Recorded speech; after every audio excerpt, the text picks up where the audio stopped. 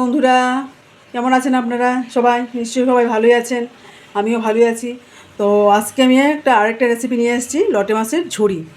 তো লটে মাছের ঝুড়ির জন্য লটে মাছ তো লাগছেই, সঙ্গে পেঁয়াজ কুচানো লাগছে, কাঁচামরিচ লাগছে, টমেটো কোচানো লাগছে, রসুন গোটা গোটা রসুন লাগছে, আদা লাগছে। তো হলুদ, মরিচ, লবণ এগুলি সবই লাগছে। তো আমি এখন কী করবো, লটে মাছটাকে হলুদ এবং লবণ দিয়ে ফ্রাই করব।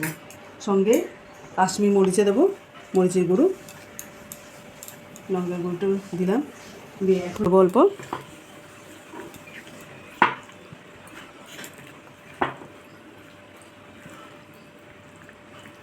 সঙ্গে একটু মাস্টার্ডের অয়েল দেবো।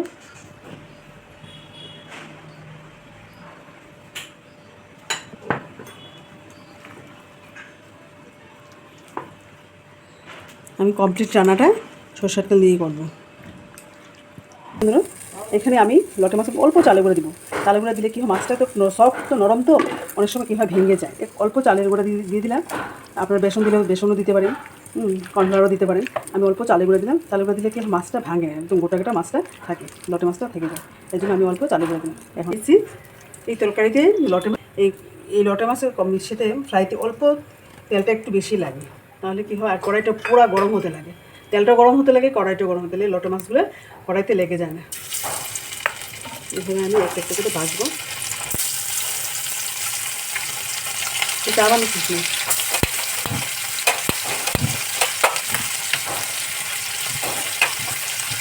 আমার মাছ একবারে হবে না, আমি দুবারে ভাজবো। মাছটা ফ্রাই হয়ে গেছে, দেখুন আমার একটু কালো করে দেওয়া মাছগুলো একদম গোটা গোটা রয়ে গেছে, ভাঙে না, নাহলে কী হয় ভেঙে যায়। আপনারা যখন লটে মাছ পাবেন এভাবে একটু কালো গোটা কিংবা কর্নফ্লাওয়ার দিয়ে দেবেন। এখন দেবো গোটা গরম মশলা দিয়ে দিলাম, অল্প জিরা,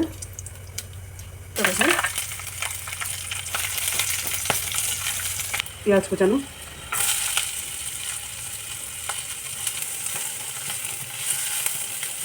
কাঁচা লঙ্কা ছেঁড়া,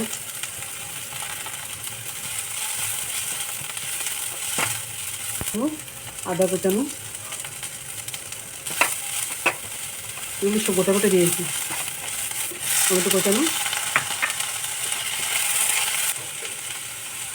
দেবো হলুদ গুঁড়ো, লঙ্কা গুঁড়ো, জিরার গুঁড়ো, ধনে গুঁড়ো। এখন লবণ দেবো, এখন দেখুন একটু কমই দেবো, আমার মাছ ভাজাতে লবণ দিয়েছিলাম, লবণ দেবো। এখন আমি একটু ঢাকা দিয়ে দেবো, জল দেবো না, টমেটো থেকে জলটা বের হবে। হয়ে গেছে পেঁয়াজ আর রসুন। আমি এখন ধনেপাতা, বিলেতি ধনেপাতা, আপনারা এটাকে কী পাতা বলে বলুন জানি না, আমরা এটাকে বিলেতি ধনেপাতা বলি। তো বিলেতি ধনেপাতা দিয়ে দিলাম, যদি থাকে আপনারা দিয়ে দিবেন, না থাকলে এখন তো এমনিতে ধনেপাতার সিজন নয়, এখন ধনেপাতাটা পাওয়া যায়, ওই জন্য আমি বিলেতি ধনেপাতা পাওয়া যায়, আমি বিলেতি ধনেপাতাটা দিয়ে দিলাম, টেস্টটা ভালো আছে। আমার মোটামুটি হয়ে গেছে। আমি এখন কালারের জন্য মিট মশলা দেবো হাফ চামচের মতো,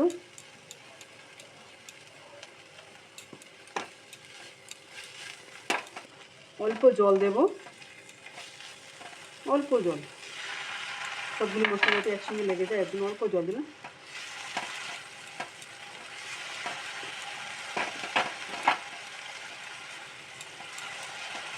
এখন আমি আগে থেকে মাছ ভাজা দিই, আর এখন একটু দেবো,